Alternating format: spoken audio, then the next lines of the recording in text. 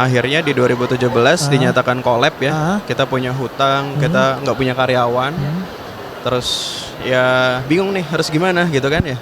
Karena kita nggak tahu ekspor gimana gitu kan, mau lokal juga. Ini cara jajakinnya kan kita masih perlu waktu gitu ya. Sampai akhirnya kita mulai coba cari jalan gitu ya untuk bisa belajar ekspor. Dan alhamdulillah diketemukan dengan teman-teman dari Exim Bank.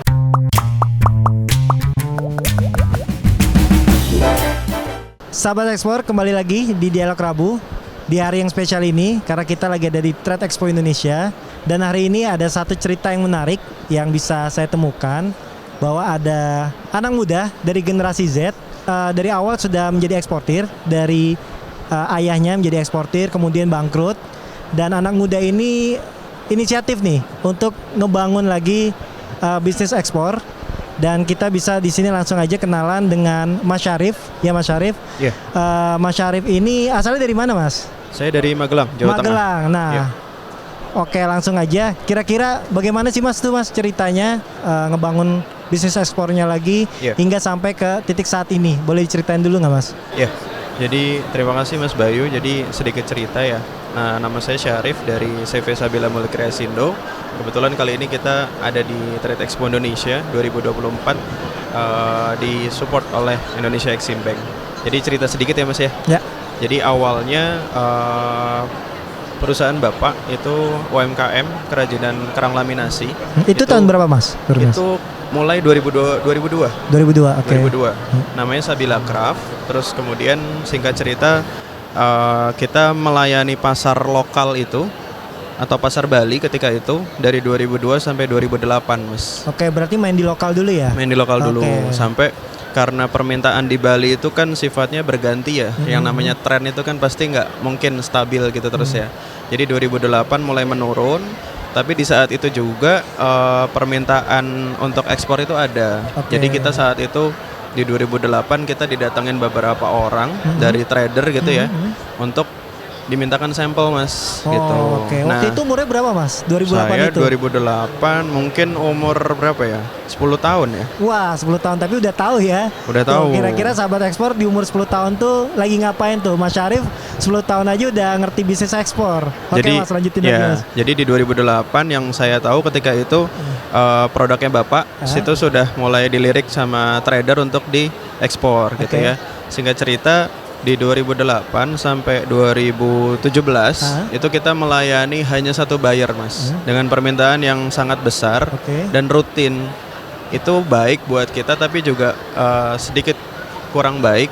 Artinya baik dalam artian kita memenuhi orderan itu kan akhirnya berdampak ke sosial ya Mas ya. Artinya banyak SDM yang kita rekrut, kemudian juga ekonominya jadi lebih baik lah jadi gitu kan ya. Developmental impact-nya ikut terdorong juga ya. Betul, iya, karena ketika itu ya gambarannya di dari 2008 sampai 2017 itu per bulan kita memproduksi sekitar 5.000 pieces alas piring Mas. Alas piring untuk diekspor ke luar negeri. Oke, dan pada saat itu bayarnya dari mana Mas? Dari Amerika. Dari Amerika Serikat? Iya, Amerika Serikat. Dan sama sekali kita nggak tahu Mas bayarnya itu di mana ketika itu ya di awal-awal gitu ya, bayarnya siapa, bayarnya di mana kita nggak tahu. Yang kita tahu hanya kita dapat pesanan senilai sekian untuk diekspor gitu ya. Jadi yang jadi fokus kita adalah menjaga kualitas ketika itu ya.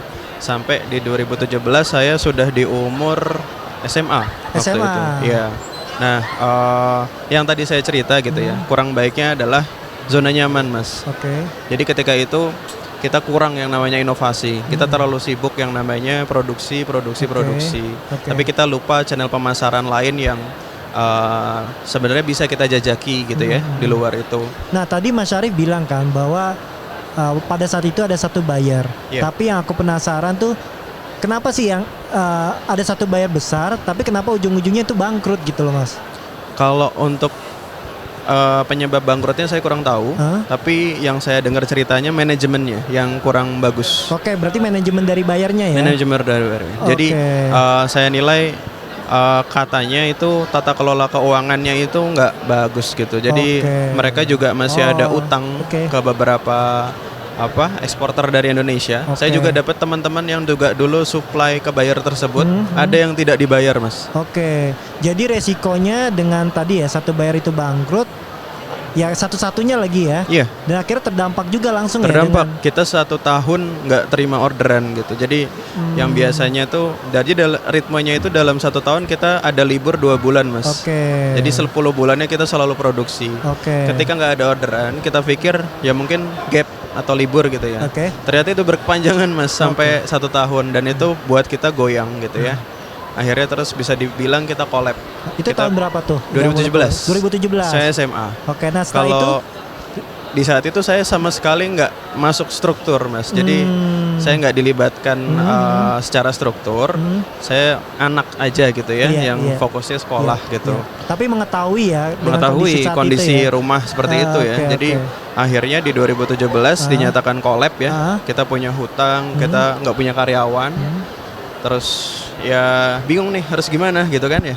Karena kita nggak tahu ekspor gimana gitu kan. Mau lokal juga. Ini cara jajakinnya kan kita masih perlu waktu gitu Iya. ya. Sampai akhirnya saya diminta sama bapak untuk coba ini gimana nih gitu kan. Oke. Karena di situ saya mungkin anak yang memungkinkan untuk Oke. istilahnya bantu usaha bapak untuk bisa sehat lagi. Oke. Dari 5 anak, kebetulan saya 5 bersaudara, Ah, yang 4 itu sekolahnya di luar kota. Oke. Jadi saya yang di rumah. Posisi Mas Syarif itu anak keberapa? Saya anak keempat. Oh, keempat. Iya. Oke.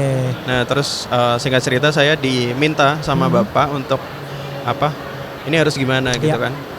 Ya itu 2017 saya waktu itu baru masuk kuliah, Mas. Baru masuk Mahasiswa kuliah. baru. Oke. Jadi dikasih tugas gitu ya, mandat gitu untuk jadi pimpinan, sambil juga saya kuliah awal-awal. Oke. Jadi di satu sisi menjalankan tugas sebagai mahasiswa, di satu sisi menjalankan tugas sebagai direktur gitu ya. Iya, tapi di Oke. posisi tadi collab, yang Collab bingung ya. mau apa nih gitu kan.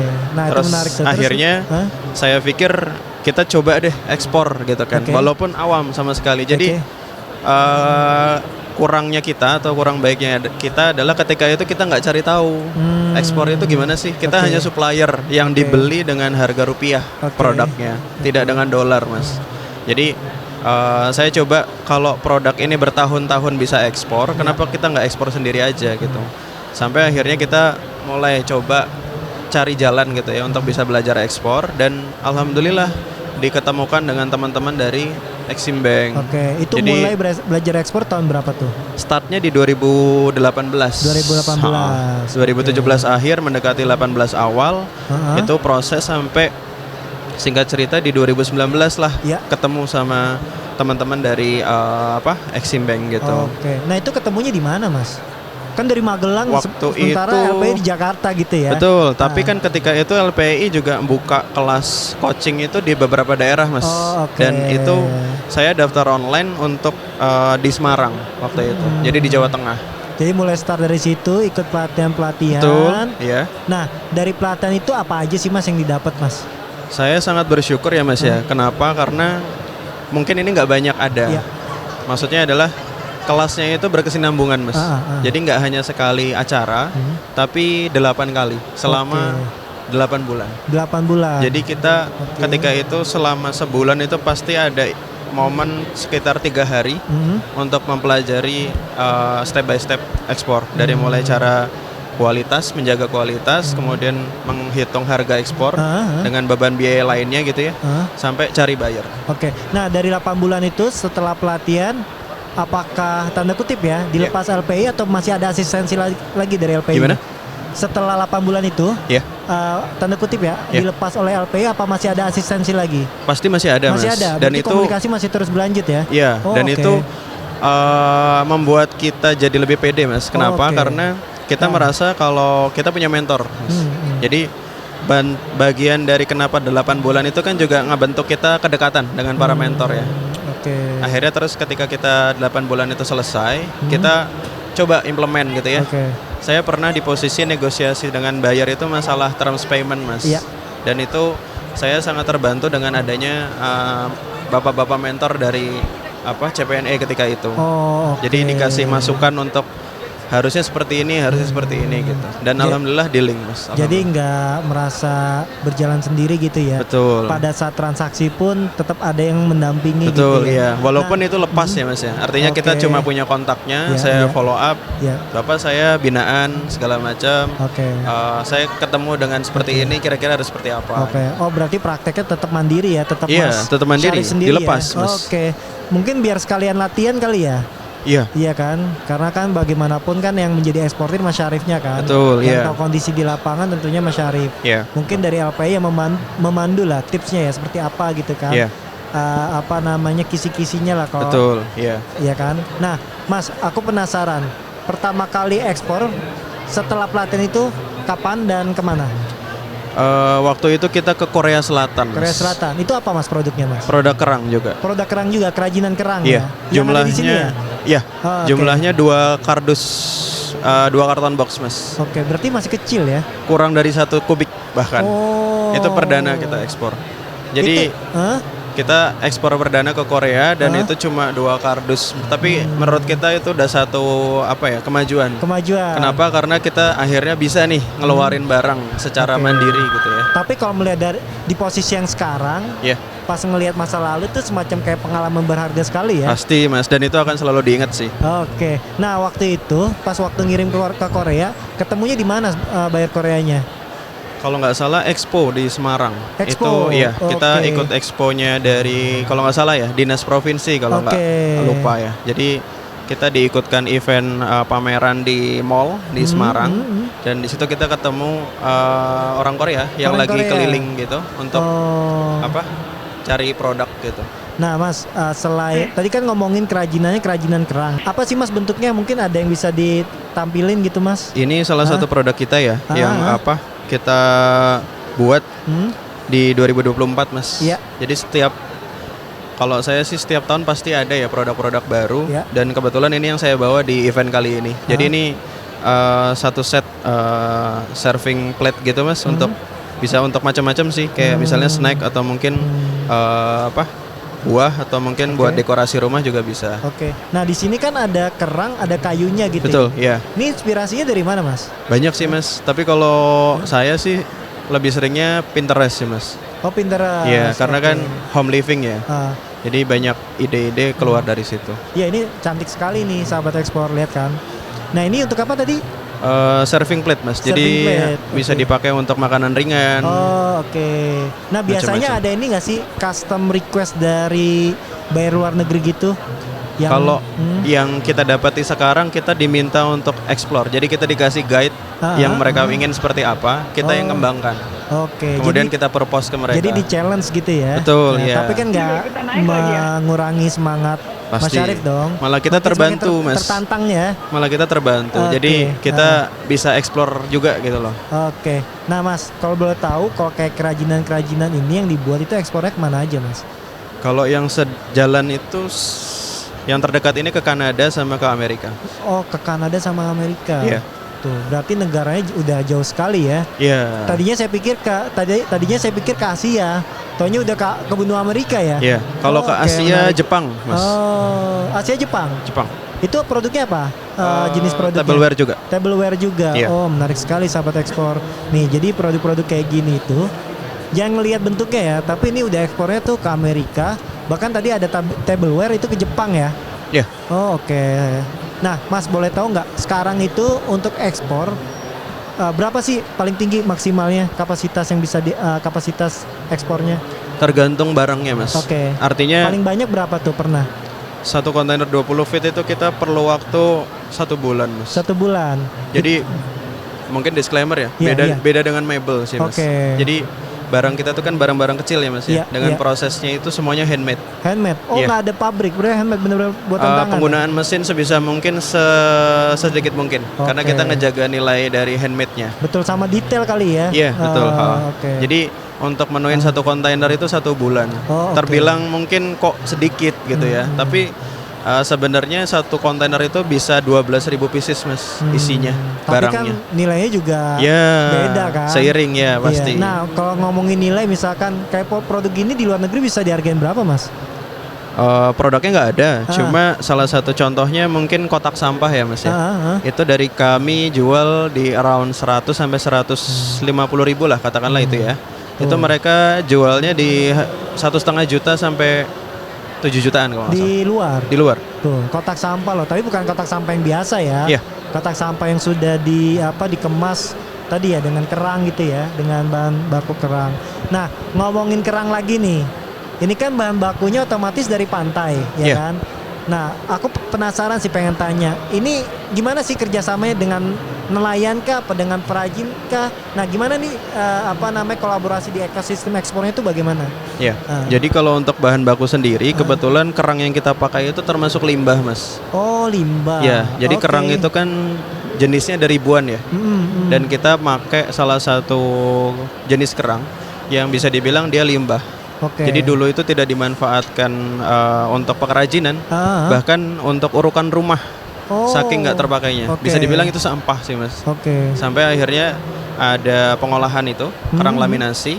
Akhirnya terus dari masing-masing daerah yang sudah tahu kalau itu bisa diolah, mereka ngebentuk satu istilahnya ada satu PIC untuk jadi pengepul gitu, Mas. Jadi ada koordinatornya gitu. Betul, ya. iya.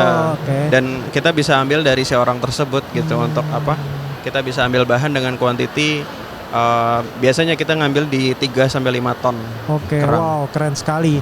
Nih aku baru tahu nih ternyata. Iya. Ternyata kerang yang diambil pun dari kerang limbah gitu ya, Betul, yang iya. didaur ulang ya. Iya. Jadi sebenarnya ya bisnis ini tuh nggak cuma nyari cuan aja ya Mas ya, Iya. tapi juga akhirnya memperhatikan aspek lingkungannya juga. Dan itu yang disukai buyer kita, Mas. Oh gitu. Terus terang. Jadi buyer-buyer kita tuh suka sama yang namanya kebermanfaatan. Oke, jadi ada cerita ESG-nya Betul, ya, ada cerita baik. keberlanjutannya ya di Iya, situ betul. ya. Oke. Jadi mereka tahu kalau ini handmade, kemudian mereka tahu ini limbah, itu mereka malah seneng. Oke, jadi Karena nilai apresiasinya juga tinggi ya. Nilai lingkungannya besar, kemudian nilai ekonominya juga Oke. akhirnya berdampak ke lingkungan kan. Gitu. Nah, balik lagi nih Mas, tadi ngomongin pengrajin atau nelayan. Biasanya yang dikolaborasikan tuh dengan siapa Mas? Dan mungkin ya bisa dikasih gambaran nggak sih kira-kira berapa puluh kah, berapa ratus kah nelayan atau misalnya pengrajin yang di Kalau kerjasamakan? pastinya itu saya kurang tahu. Oke. Tapi mungkin untuk satu daerah mungkin puluhan nelayan bisa sih. Oke. Nah, Jadi, itu di daerah mana Mas diambil? Di daerah Demak, Jawa Tengah. Jawa Tengah. Iya. Oke. Nah, itu menarik sekali sih. Oke. Nah, Mas, ke depan nih kira-kira ini kan CV Sabila nih hari ini ikut Trade Expo Indonesia, otomatis kan punya goals ke depan kan. Iya. Kira-kira harapannya apa sih dari pameran Trade Expo Indonesia hari Yang ini? pastinya kita dapat buyer baru, Mas. Oke. Kemudian kita dapat pengalaman. Kira-kira event kali ini nih ada ide apa nih, gitu Oke. kan? Untuk kita bisa explore Oke. ide baru apa. Terus Oke. kemudian mungkin peluang-peluang untuk kita jajaki negara baru. Karena terus terang saya baru ini di Trade Expo ya. Iya. Itu ada pameran yang ada bisnis counseling, Oke. ada bisnis matching, Oke. ada seminar dan lain-lain yang itu sebenarnya nggak banyak ada di tempat lain. Dan itu sangat membantu. Sangat-sangat membantu. Oke, ini jadi ibarat paket lengkap ya Mas ya. Iya. Jadi Oke. one stop solution ya, kalau kata orang. betul. Oke, menarik sekali. Nah, Mas, tadi udah ngomongin target ke depan. Kira-kira menurut Mas Syarif, bagaimana sih Mas kehadiran LPI? Kan Mas Syarif ini cukup lama ya, dari 2019 sampai 2024 itu ya tidak lepas lah ya komunikasinya Iya. dengan LPI. Gimana sih Mas kesannya sampai saat ini? Betul. Kesan untuk LPI sebenarnya luar biasa sih, Mas. Jadi dari 2019 kita sangat terbantu dengan adanya pelatihan. Terus kemudian di 2022 sampai di tahun ini itu juga kita kerjasama dengan LPI dalam agregator, Mas. Oh, agregator. Oke. Ya, jadi itu juga menambah peluang kita.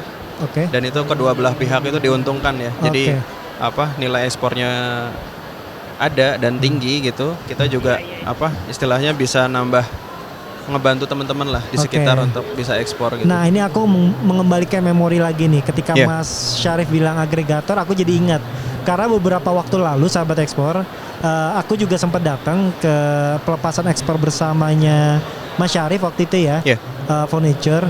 Nah ini mungkin boleh diulas lagi Mas. Pada saat itu tahun berapa ya Mas ya pelepasan ekspor bersama? Awal itu 2022 akhir kalau nggak salah ya. Oke, nah itu kan waktu itu goalsnya adalah merangkul teman-teman UKM ya. Betul, iya. Untuk bisa ekspor ya. Betul. Secara bersama-sama ya. Betul. Jadi dengan tujuan tuh biaya logistiknya juga bisa lebih efisien dan mereka bisa merasakan pengalamannya secara langsung ya. Betul. Nah boleh diceritakan nggak Mas Syarif waktu itu gimana sih pelepasan ekspor bersama itu? Siapa aja yang dirangkul? Jadi gini Mas, sebenarnya ini juga salah satu yang tidak disengaja awalnya Mas. Jadi saya waktu itu bisnis matching dengan salah satu orang yang ternyata dia diaspora Mas. Jadi orang Indonesia yang sudah tinggal di Amerika. Dan kita sempat ada transaksi waktu itu untuk produk kerang. Tapi setelah itu dia ngebuka peluang untuk gimana kalau kita kerjasama. Artinya kita menjadi jembatan. Di Amerika butuhnya apa, kemudian kita penuhi barang-barang dari Indonesia gitu ya. Sampai dari situ muncullah kebutuhan Mas, inquiry yang ada dari Amerika. Dan pengkondisian untuk barang-barang yang dibutuhkan itu saya dibantu oleh LPI Indonesia Exim Bank untuk kira-kira binaan mana nih yang kita bisa guide gitu untuk jadi pemenuhan. Direkomendasikan gitu. Betul, ya. Dan di situ juga kita dibantu dari sisi subsidi biaya pengiriman. Ya. Dan saya dapat cerita baik ya Mas dari salah satu UMKM yang barangnya kita ikutkan untuk diekspor. Satu, mereka dapat portofolio Mas, bahwa barang mereka sudah sampai di luar negeri yang jadi sebelumnya belum pernah. Jejak digital gitu ya, dengan betul, bangga nih. Ada portofolio bagus lah ketika produk saya bisa keluar negeri betul, gitu ya. Ketika mereka menjual produk ke orang lain, mereka bisa menjadi tolak ukur bahwa produk saya sudah ekspor nih, gitu kan. Artinya dan semakin percaya diri dong tentunya kan. Betul, dan karena, itu yakin nih produk kita tuh bisa keluar negeri ya dan kan. itu membuka mata mereka Mas, bahwasannya ekspor itu mudah loh gitu. Artinya barang mereka kan sempat insecure ya Mas ya. Karena waktu itu saya terus terang salah satu produk yang saya ekspor itu tampah bambu Mas. Tampah bambu. Itu yang waktu ekspor bersama itu? Iya, tampah bambu, besek bambu, gerabah, wajan waktu gerabah. Itu ada ini ya, ulekan ya? Iya, ada ulekan kan? dari ada ulekan batu. Loh, sahabat ekspor dari batu. Jadi mereka pun juga sebenarnya awalnya kaget. Loh kok diekspor gitu kan. Ternyata memang ada pasarnya Mas di Amerika itu untuk produk-produk yang mungkin kalau kita nilai barang sepele. Gitu. Jadi itu cerita-cerita yang saya dapat dari teman-teman UMKM yang kita bantu untuk ekspor gitu. Mas Syarif, ini kenyang sekali nih pengetahuan dari Mas Syarif, pengalaman dari Mas Syarif, mulai dari umur 10 tahun lah bisa kita bilang ya, udah mulai mengenal ekspor, terus kemudian bangkrut. Setelah bangkrut kemudian mulai merintis lagi, ikut pelatihan, sampai saat ini tuh bisa merangkul UMKM dan hadir di Trade Expo Indonesia. Nah Mas, kebetulan Mas Syarif juga mewakili dari generasi Z nih, Gen Z ya kan. Mungkin terakhir untuk menutup Dialog Rabu kali ini, mungkin bisa kasih tips nih Mas, sebagai Mas Syarif sebagai generasi Z yang masih muda, kira-kira apa sih tips buat mereka khususnya generasi Z yang ingin memulai ekspor? Apa nih tipsnya? Tipsnya sih sering-sering keluar sih Mas. Artinya kita tuh sudah sekarang ada di zaman semua itu serba digital. Serba digital, teknologi informasi udah maju. Betul, gitu ya. Iya, kita bisa dapat informasi apapun dari internet. Dan itu sangat membantu dalam proses ekspor sebenarnya. Karena kita berhubungan dengan orang di luar negara kita hanya dengan handphone, cukup dengan handphone gitu ya. Termasuk sourcing barangnya ketika misalnya kita nggak produksi langsung. Jadi kita bisa semuanya mobile gitu. Jadi nggak ada alasan untuk mungkin ya orang-orang yang ingin tapi dia beralasan terkendala masalah ini, dan itu yang sebenarnya ada solusinya. Gitu. Nah berarti kesimpulannya nih aku bungkus aja. Jadi pokoknya jangan diem di rumah, aktif bergerak, aktif bergaul, tapi dengan sisi yang positif. Dan juga manfaatkan teknologi informasi untuk meningkatkan kompetensi diri gitu ya Mas ya. Oke, siap Mas Syarif. Paling itu aja dialog kita hari ini. Terima kasih Mas. Sama-sama. Atas ceritanya dan pengalaman yang begitu inspiratif. Semoga teman-teman yang ada di rumah ataupun yang lagi memulai bisnis ekspor nih bisa terbantu dan mungkin semakin semangat ya ke depannya ya. Jadi sahabat ekspor, tetap ikuti Dialog Rabu, karena pasti di episode berikutnya kita akan selalu mendengarkan cerita-cerita inspiratif dari para pelaku UMKM. Oke, terima kasih, itu aja. Sampai jumpa sahabat ekspor. Salam ekspor. Salam ekspor.